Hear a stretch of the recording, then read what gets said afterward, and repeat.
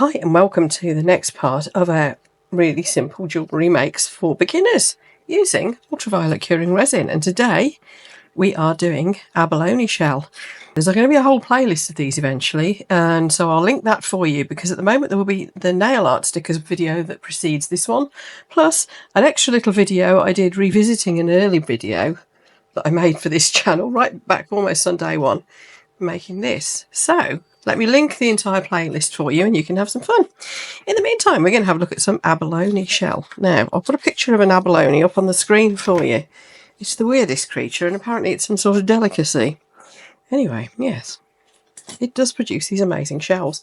Now, what I tend to do, and I'll zoom you in a little here, let me zoom you in, is if I'm using whether I'm using ultraviolet curing resin or epoxy, I tend to put in a layer of clear first. And that just ensures that there's always going to be a nice little layer of clear between whatever you're putting into the resin and the mould itself, or the fresh air as it will be when I demould it. So I'm just tipping it up a little to let it circulate. You can also get a little stick. I've got these little silicone sticks which are really good because they're not going to scratch your mould, so you can poke around, make sure you've got into the corners like that with those. There we go. So we're just making sure our resin has got right down into the corners, which it has, and I'm going to cure that off. And to cure it I should be using this little torch because it's very powerful and it was very cheap from Amazon. As you get further into playing with ultraviolet curing resin, you might want to consider one of the big LED resin lamps. Let me just move over and I'll show you this one while that's curing. This thing's great. It concertinas up and you can set it at whatever angle you like. I'll put you a better picture of it on screen. That is one of my big finds of the year, that thing. It's a relatively new design as I make this video in 2025, the summer of, and it's awesome. But yes, Let's Resin do a hell of a range of ultraviolet lamps for curing things. Their double-sided one is brilliant for this sort of thing as well. I think I've got the entire range, actually. But thinking of beginners, I went for this little cheap UV lamp here, this little torch, because it's quite powerful and it's really easy to recharge because you just unscrew the end and there's a USB there. So you just plug it into a USB port and it'll just charge up. Now, semi-translucent mould. Your moulds for ultraviolet curing resin really do need to be semi-translucent or completely transparent because the light needs to pass through them to cure the resin all the way through. So much so that we can turn this over and cure from the back. This little mould is from Beck Makes. I just particularly like the shape of this one and the lovely soft silicone of the mould. That's had a good zap. So in doing that, we've got a nice clear layer between the inclusions, this case being the little bits of abalone shell and the actual front of the mould. Now we're going to pick out some nice pieces. This bit here, that doesn't look real, does it? That's incredible. Is it going to be too big? I think it is. So what we can do is just snap the tip off and put it in like that. Both sides are equally pretty, so I'm not too worried about which side goes down. That little bit I snapped off, let's put him over here. So there's just enough resin in here really to stick it down, and so I can poke it and make sure that there's no air trapped under, no like bubbles. That's the word I'm looking for, trapped underneath. Look at that bit. Oh, I say, well that just fit there. Oh, it's actually two bits. I thought it was one bit. You know, I reckon it will. Snaps the edge off. And then let's put this little bit up here. We're going to end up with some little gaps, I know, because I'm not covering it completely, but it's a bit plain. Little shiny bits. There's a little tiny shiny bit. All I'm doing is just trying to give it a cover. Now obviously you can be as creative with this as you like, but I just thought a bit of abalone shell. We're going to back it with black, but I am going to be adding some shine to it as well. But first of all we need to get a bit more clear in here. So we're just pushing this out to the edges. Make sure we've got it all thoroughly covered because I don't want to lose the shell pieces in the black.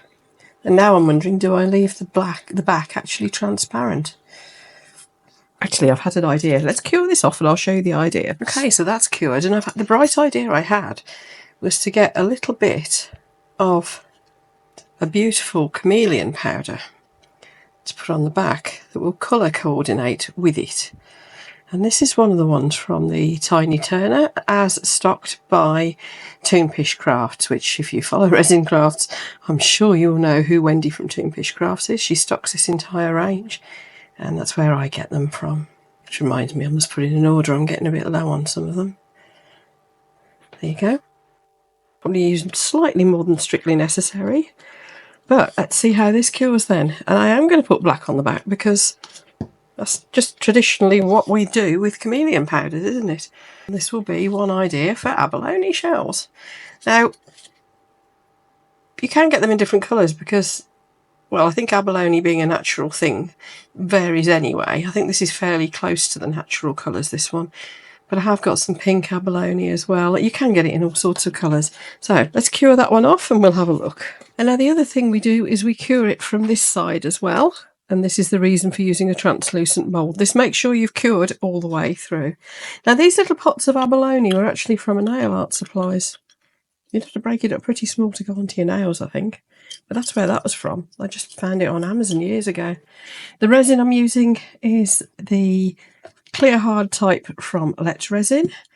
And just because I find it really handy, because I'm never quite sure how much black I can put in ultraviolet curing resin and it still cure, I've got their black ultraviolet curing resin as well. And they do a white. I've got the kit with the white and the black in it. So that just makes life easier. Right, this should now be cured. You can see I've got a little bit of overspill to get rid of around the edges.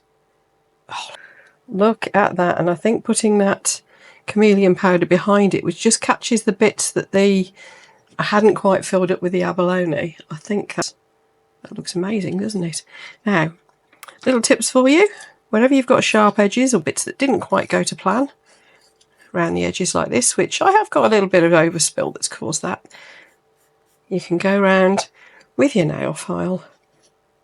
I buy big packs of these cheap nail files from Amazon and just take that edge off. If you give it a little wipe over, you'll get rid of the dust as well. Of course, if you wanted to, you could get a marker pen, gold or silver or something, and go around the edges.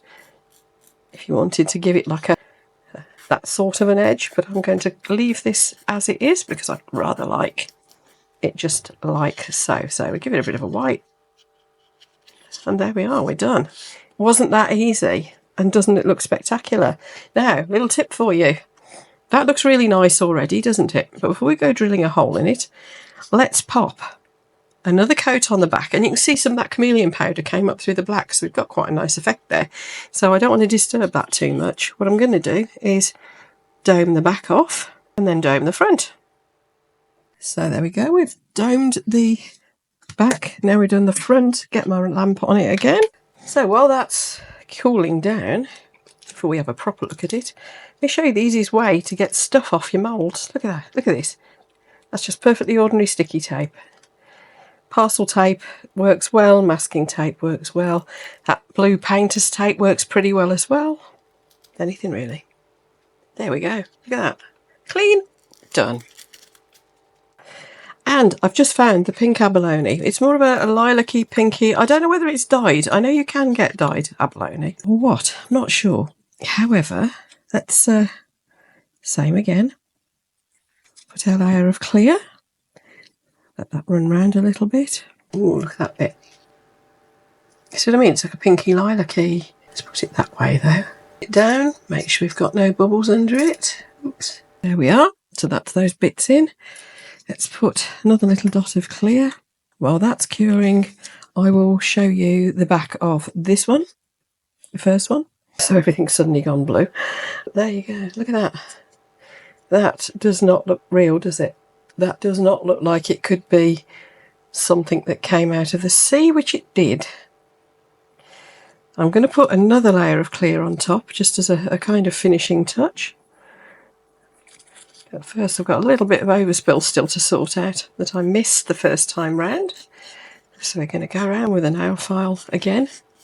And we're going to get that back under the lamp with another coat. There we go, so that first one's back under the lamp. Let's push it right out of the way though, so we can carry on here. Now, I'm going to do the same again, only that last one we used alchemy. I'm going to use a different colour. This time I'm going to use some of the chameleon flakes rather than powders. Look at that. See, let me just knock the UV light off over here. There we go, can you see? Ooh.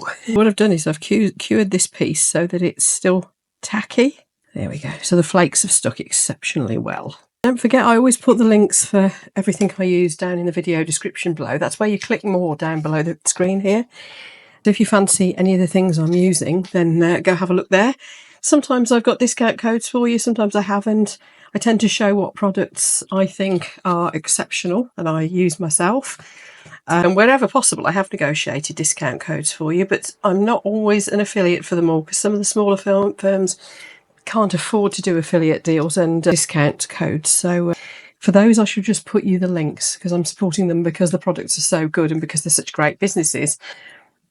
Right, let's see what we've got then. This is the pinky one. Oh, look at that. Isn't that gorgeous? It's very hard to film without the light catching it all wrong. Again, let's just take the edge away. Just a little bit of overspill, that's all. I overfilled very slightly. And also, if there's a sharp edge, that is how you get rid of it. And there we are. And can you see the difference in these? We've top coated this one a couple of times and we haven't top coated this one. Now you might prefer the non-top coated effect. I personally prefer the top coated effect because then it kind of magnifies it. So let's do that the easy way. We'll put a blob of the colour in the centre and then we just tease it out to the edges with a stick. You can do this with a toothpick or whatever if you want. And the surface tension of your resin will stop it going over the sides as long as you don't overdo it. If you underdo it, it'll pull away from the sides. So your best bet is to add one little blob, spread it out, have a good look and see how far it's got. Has it gone right up to the edges? And what I tend to do is get a little bit brave and put one more dot as it will then self-level.